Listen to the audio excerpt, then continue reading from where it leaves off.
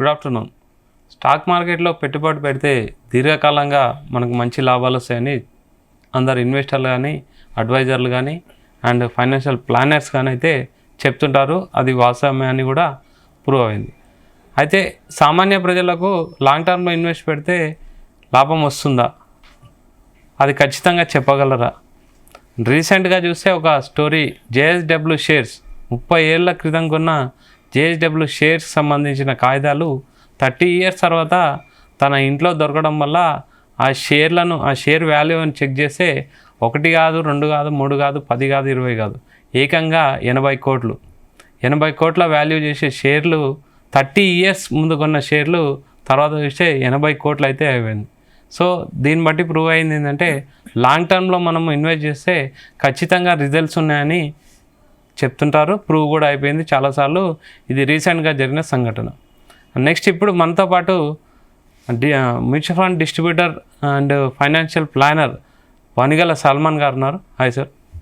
నమస్తే అంటారు గారు. సార్, ఇప్పుడు మ్యూచువల్ ఫండ్లో మనం ఇన్వెస్ట్ పెడితే లాంగ్ టర్మ్లో కానీ మంచి లాభాలు వస్తాయి ఖచ్చితంగా అని మ్యాక్సిమం మీలాంటి అడ్వైజర్ అయితే ఖచ్చితంగా చెప్తుంటారు. నిజంగా అలాంటి పరిస్థితి ఉందా? వస్తాయా? అంటే మీరు చూసిన కేసులలో ఎలా ఉన్నాయి? చూడండి రవి గారు, మీరు ఇందాక JSW స్టీల్ చెప్పారు ఎగ్జాంపుల్. ₹1,00,000 80 కోట్లు అయిందని. సో మనం ప్రజలకి ఇచ్చే ఎడ్యుకేషన్ ఏంటంటే, మీరు పెట్టిన స్టాకు ఫ్లరిష్ అయితే లక్షల కోట్లు అవుతాయి. ఓకే. కానీ మీరు పెట్టిన స్టాకు కంపెనీ దివాలా తీస్తే జీరో కూడా అవుతుంది. రెండు ఉంటాయి, రిటర్న్ ఉంటుంది, రిస్క్ ఉంటుంది. ఫ్లరిష్ అయితే కోట్లు అవుతాయి. ఓకే. ఎన్నో కంపెనీస్ జీరో అయినవి కూడా ఉన్నాయి. సో మనం ఇక్కడ ఏం చెప్తున్నాం అంటే, స్టాక్ మార్కెట్లో లాభాలు వస్తాయి, ఇన్వెస్టర్స్ మాత్రం నష్టపోతున్నారు. ఓకే. వాళ్ళ నష్టపోవడం తగ్గించడం ఎట్లా? ఇప్పుడు చూడండి, మార్కెట్ అని మనం దేని అంటామంటే Sensex, Nifty, next Nifty mid cap index, Nifty small cap 250 index, వీటిని మార్కెట్ అంటాం. స్టాక్ మార్కెట్ అంటే టాప్ 500 కంపెనీస్ని, మన భారతదేశంలో 5,000 కంపెనీస్ ఉంటే సెబీ దగ్గర లిస్ట్ అయినాయి. టాప్ 500 కంపెనీస్ని మనం మార్కెట్ అంటాం. మీరు ఏ ఇన్వెస్టర్ అయినా మన వీడియో చూసి ఇన్వెస్టర్ని సెన్సెక్స్ రిటర్న్స్ సిన్స్ ఇన్సెప్షన్ అంటే స్టార్ట్ అయిన డేట్ నుంచి సెన్సెక్స్ రిటర్న్స్ అని కొట్టమనండి. 12 to 15-16% returns CAGR. Nifty returns అని చూడండి గూగుల్లో, 12 to 15-16% returns. Nifty mid cap returns since Inception more than 15%. Nifty small cap returns since Inception more than 15-25% మధ్యలో ఉన్నాయి. ఓకే. సో మార్కెట్లో నెగిటివ్ రిటర్న్స్ వస్తాయా? వస్తాయి షార్ట్ టర్మ్.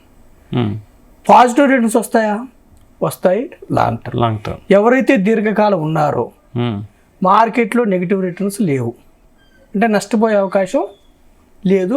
తంబు రూల్ ఏమిటంటే long term ఉంటే. ఓకే రవి గారు. అయితే చూడండి, మార్కెట్ రిటర్న్స్ చెప్పాం కదా మనం రవి గారు. నెక్స్ట్ స్కీమ్ రిటర్న్స్ చెప్తున్నాం. ఓకే. మ్యూచువల్ ఫండ్స్లో ఈ మార్కెట్ రిటర్న్స్ అంటే index returns, Sensex, Nifty mid cap 150, small cap 2, Nifty 500, what ever it may be. Scheme returns అంటే ఏమిటంటే వీటిని బెంచ్ మార్క్గా తీసుకొని, బెంచ్ మార్క్ అంటే అండర్లయింగ్ కంపారిజన్ ఒకటి ఉండాలి ప్రతిదానికి. టాప్ 100 కంపెనీస్ బెంచ్ మార్క్ అంటే లార్జ్ క్యాప్. ఓకే.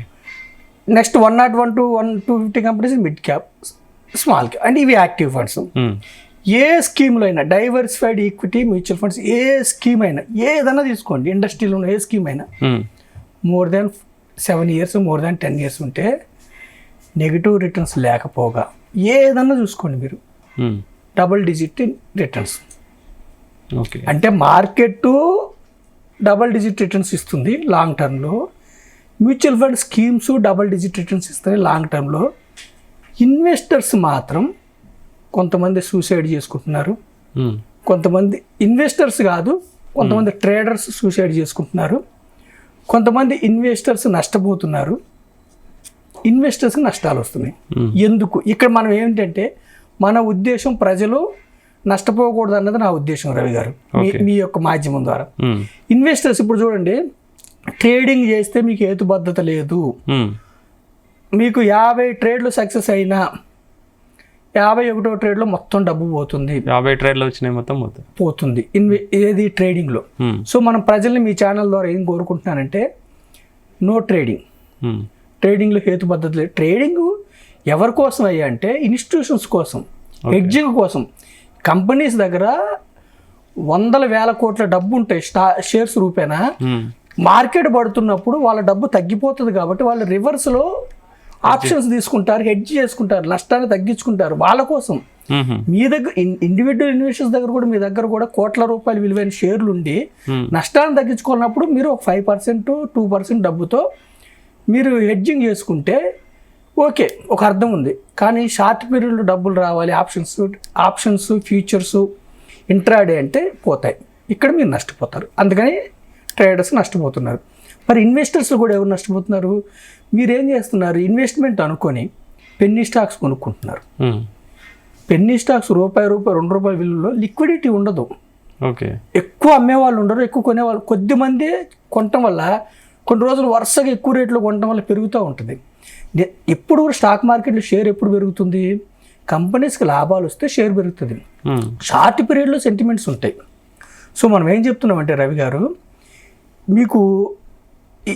మీకు స్టాకులో మీకు రిస్క్ ఉంది. ఏది అయితే పెరగవచ్చు లేదా తగ్గొచ్చు. మనం ఏం చెప్తున్నామంటే అందుకే కామన్ మ్యాన్కి ఇంత నాలెడ్జ్ ఉండదు కాబట్టి మార్కెట్లో ఇన్వెస్ట్ చేయండి. ఇండివిజువల్ స్టాక్స్ కంటే కూడా ఇండివిజువల్ స్టాక్స్ కూడా మీరు తీసుకోవచ్చు. కానీ తరవు నాలెడ్జ్, తరవు రీసెర్చ్, ఇండివిజువల్ స్టాక్స్ తీసుకుంటే కూడా మీరు టాప్ మోస్ట్ 100, టాప్ మోస్ట్ 250 తీసుకుంటే అది కూడా డైవర్సిఫికేషన్ చేస్తుంటే మీకు మేలు జరుగుతుంది. ఓకే, సో మనం ఇన్వెస్టర్స్లో టిప్స్ ద్వారా స్టాక్స్ కొనుక్కున్న వాళ్ళు నష్టపోతున్నారు. డైవర్సిఫికేషన్ చేసుకోకుండా ఉన్న డబ్బంతా ఒకే స్టాక్లో పెట్టుకుని నష్టపోతున్నారు. ఉన్న డబ్బంతా ఒకే స్టాక్లో పెట్టుకొని మార్కెట్ పడినప్పుడు ఎక్సెస్ డబ్బు లేనప్పుడు నష్టపోతున్నారు. అంటే మీరు చెప్పారు కదా సార్, ఇప్పుడు లాంగ్ టర్మ్లో ఉంచాను అంటే మీ దృష్టిలో అంటే టెక్నికల్ కానీ లాంగ్ టర్మ్ అంటే ఎన్ని ఇయర్స్? ఇప్పుడు చూడండి, ఇండివిజువల్ స్టాక్స్కి లాంగ్ టర్మ్ వేరే డెఫినేషన్. కానీ మ్యూచువల్ ఫండ్స్కి వస్తే వర్స్ట్ కేసులో మోర్ దెన్ 5 years ఉండాలి. ఓకే, స్మాల్ క్యాప్స్ అయితే మోర్ దెన్ 7 years ఉండాలి. అందుకే మనం ఏం చెప్తున్నామంటే మ్యూచువల్ ఫండ్స్కి, ఈక్విటీ మ్యూచువల్ ఫండ్స్కి గోల్స్ మనం రిలేట్ చేస్తున్నాం. ఓకే, లక్ష్యాలు రిలేట్ చేస్తున్నాం.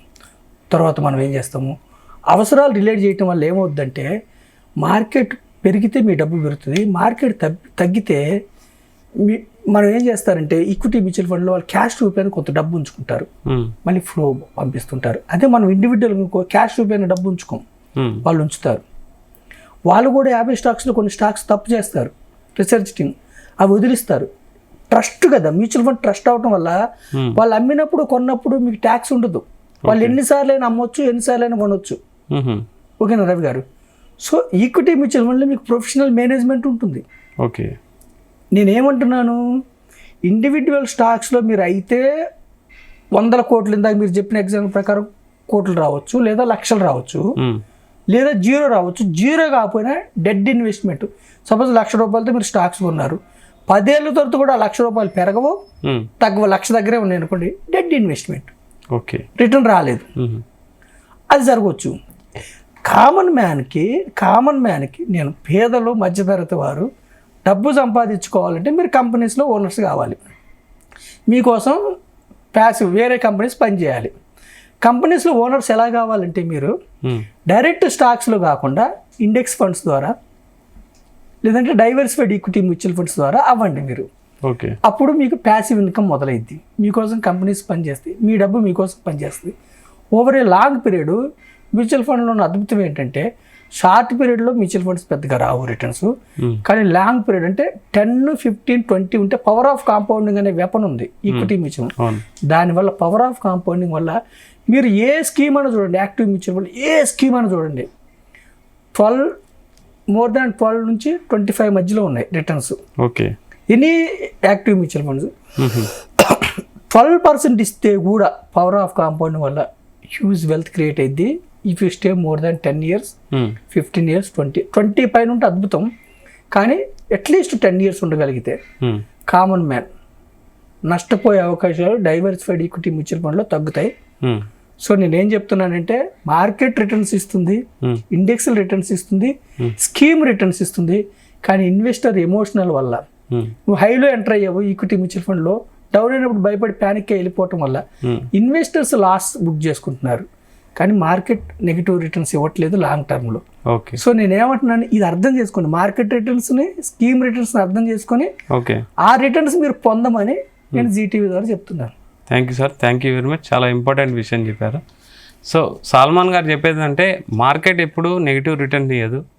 మన ఎమోషన్, మన ఒక తెలిసి తెలియని తనంతో ఎమోషన్ అయ్యి ఎగ్జిట్ అవ్వడం, అంటే అనుభవం లేకుండా కొనడం, ఒక అడ్వైజరీ లేకుండా ఒక ఇష్టం ఉన్నట్టు స్కీమ్స్ ఎంటర్ అయ్యి ఎగ్జిట్ అవ్వడం వల్ల మార్కెట్ నుంచి నెగిటివ్ రాదు. మనం చేసే ఎమోషనల్ వర్క్స్ వల్ల నెగిటివ్ రిటర్న్స్ వస్తాయని చెప్తున్నారు. మార్కెట్ నెగిటివ్ ఇస్తుంది షార్ట్ టర్మ్లో, కానీ మార్కెట్ మాత్రం లాంగ్ టర్మ్లో ఖచ్చితంగా పాజిటివ్ రిటర్న్స్ ఇస్తుంది అని అయితే అడ్వైజ్ చేస్తున్నారు. Keep watching Zee Telugu news.